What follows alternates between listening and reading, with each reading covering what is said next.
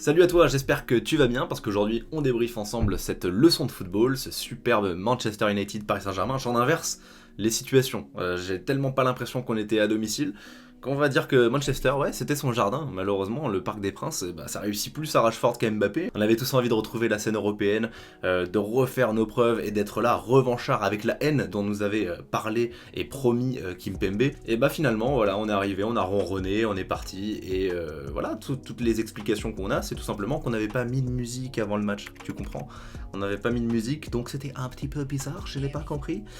Ah, Tuchel, on va en parler de l'ami Tuchel évidemment, vu qu'on va parler encore et toujours des mêmes problématiques. Les débriefs se répètent et se ressemblent, mais en même temps, il y a toujours les mêmes problèmes, tu vois. On est à la fois toujours surpris avec Paris, parce que t'as toujours des faits de jeu. Hier, ça en est encore une très belle preuve, mais on n'est pas dépaysé, tu vois. On sait qu'il y a toujours une couille. Il ne faut surtout pas compter sur la création, la créativité du milieu de terrain. Il ne faut pas compter non plus sur les choix de Tuchel, vu qu'à partir du moment où il a son 11, mais bah tu peux être sûr que c'est ce 11 là qui va avoir des choses à prouver et rien d'autre. Parce que là, ok, je me suis dit à la mi-temps, ah, il est un petit peu lucide, il est un petit peu finalement, ah, ok, il tente des choses. Il fait rentrer Moise Kean à la place de Idrissa Gueye qui n'a rien proposé. J'ai regardé les notes, après j'ai vu 2,5. Mais enfin bref, j'étais un petit peu surpris que voilà, Tourelle fasse des changements, qui nous habitue à de nouvelles choses, avec Moise Kean qui va peser sur la défense adverse, qui va replacer un petit peu Kylian Mbappé, Neymar qui se marche dessus quand ils sont en attaque tous les deux, ils ne savent plus où se mettre, ça c'est flagrant, ils se tirent dessus l'un et l'autre, ils se marchent dessus, c'est statique, dès que t'as un joueur qui a le ballon, t'en as un autre qui devrait faire un appel dans le dos, bah non, il y a rien qui se crée. C'est flippant de voir de tels génies qui finalement sont en panne d'inspi. Et voilà, t'as un De Gea en face qui a brillé, les arrêts ne sont pas non plus incroyables, tu vois, quand t'as un minimum joué gardien, t'es content quand t'as ce genre de frappe. C'est des arrêts qu'il faut sortir, hein. Bien sûr que c'est un bon gardien, De Gea, mais c'est pas non plus des situations incroyables. Je pense que les supporters mancuniens ont bien moins redouté les assauts de Paris que l'inverse. Je m'égare, il y a rien qui est écrit, je suis désolé si vous perdez le fil, moi aussi. Mais je parlais du changement Moise Kean pour Idrissa Gueye, je pensais que voilà, Tourelle était enfin illuminé. Ça y est, il allait enfin tenter des choses, mais non, pas du tout. C'est simplement parce qu'il l'a dit en conférence de presse, Idrissa a ressenti une douleur, donc il est sorti à la mi-temps. Mais faut voir même les changements qu'il nous fait, le poteau Tourelle. Pourquoi mettre, tu vois, je l'aime bien Colin Dagba, évidemment. Pourquoi le mettre, tu vois, Florenzi, c'est pas celui qui est le plus en tort. Enfin, ça ne va pas changer le cours du match, tu vois, de mettre Dagba à la fin du match. T'as Sarabia qui est encore sur le banc, t'as quand même d'autres possibilités.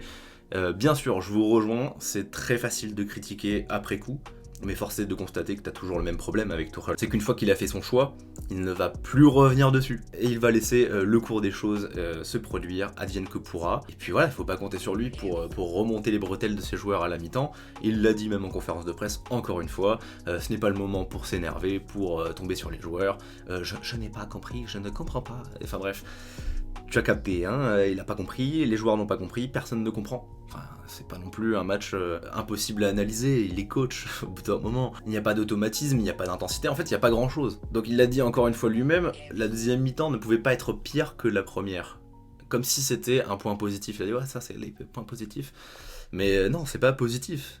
Tu as travaillé un match pendant des semaines, parce que ouais, tu penses quand même à la Ligue des Champions, quand tu tombes en plus dans ce groupe avec Manchester United qui, avec toi, représente la principale menace de ce groupe, c'est quand même le match en plus que t'attends au tournant. C'était une revanche, on avait tous envie, franchement, on avait tous envie de les taper. Et ben non, au lieu de ça, on se reprend un but de l'ami Rashford qui lui, y a pas de problème, il marque. C'est une histoire d'amour entre Rashford et les pénaltys au Parc des Princes entre Manchester United et le Paris Saint-Germain. Parlons-en d'ailleurs de ce penalty. C'est dur d'en vouloir à un arbitre qui applique la règle. Évidemment, c'est très frustrant parce qu'on a l'impression que toutes les expérimentations de l'arbitrage, eh bien, elles sont effectuées sur un match à enjeu du Paris Saint-Germain en Ligue des Champions. Chaque année, il y a un truc. C'est pour ça que je parlais tout à l'heure de surprise à chaque match. Ça, c'est sûr, il y en a. Évidemment que c'est frustrant. Là, pour le coup, la friction, comme dirait Omar Da Fonseca, est très légère entre Diallo et Martial, je crois. Manchester joue bien le coup, c'est pas scandaleux de le siffler non plus, c'est frustrant, mais voilà. Ce qui est plus chiant, évidemment, c'est de le faire retirer alors que tous les pénaltys, les gardiens sont un petit peu avancés, c'est le jeu. En plus, là, c'est même pas au début de la course qu'il est avancé. Là, c'est vraiment au moment où Bruno Fernandes touche le ballon. Voilà, dans les faits, c'est la règle, donc on va pas lui en vouloir. Là où on peut lui en vouloir, c'est de ne pas siffler derrière ou de ne même pas regarder les images lui-même pour la faute sur Mbappé ou encore le tacle un petit peu limite de Van Bissaka. Enfin voilà, je suis peut-être trop pessimiste, peut-être trop dur envers cette équipe.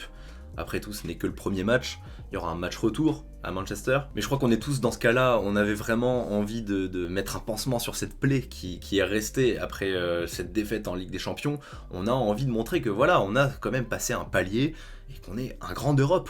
Et on se fait pisser dessus à la maison. Donc voilà, c'est un peu dur à encaisser, je vous avoue. On en est quand même à 3 défaites en 8 matchs pour cette nouvelle saison. Tu as toujours ce même coach qui ne se remet pas en question, qui ne va jamais le faire. Et qui, voilà, il le dit lui-même, c'est un gérant de Club Med, il s'est plaint qu'il n'y avait pas assez de musique dans les vestiaires avant le match et qu'il a trouvé ça louche. Et ouais, c'est bizarre, il n'y a pas de musique, on va peut-être perdre aujourd'hui. C'est pas possible, franchement, après s'être énervé contre Mohamed Bouafsi qui lui avait demandé pourquoi cette défense à 3 à Dortmund qui n'avait pas marché, après ce même coach qui remet notre défaite en finale de Ligue des Champions sur un problème de chance.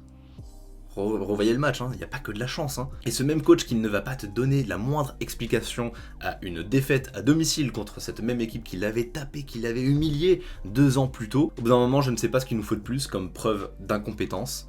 Alors certes, on est dans une situation sanitaire qui est très compliquée pour le budget, etc. Même pour licencier un coach, ça demande beaucoup de ressources et je ne sais pas si le club les a. Mais voilà, j'espère que Tuchel ne va pas une fois de plus se faufiler. À chaque fois, t'as des caches-misères et il s'en sort. Là, c'est plus possible. Voilà, c'est tout pour moi. Ouais, je voulais même parler de Marseille, mais bon, on va essayer de garder le sourire. Mais tout ça pour dire que voilà, Tuchel, tu affiches toutes ces disaster class, il y en a beaucoup trop. Il y en a beaucoup trop, et on va se quitter quand même sur une bonne note. Le match de Diallo, malgré la légère faute qu'il commet, il faut rappeler qu'il est sur son axe droit, c'est même pas son bon poste, est imprenable en 1v1, qui a très bien géré les retours de course, il a été très bon en anticipation, bref, vraiment, bravo à lui, et ça c'est très encourageant pour la suite. C'est un des joueurs que j'aimerais voir le plus évoluer dans cet effectif. N'oublie pas de t'abonner et de me retrouver sur Instagram, tu auras plein de news, de petits articles que je réalise au quotidien, et puis évidemment on peut se parler en privé, et ça c'est super. Allez, on se retrouve très bientôt. Ciao tout le monde.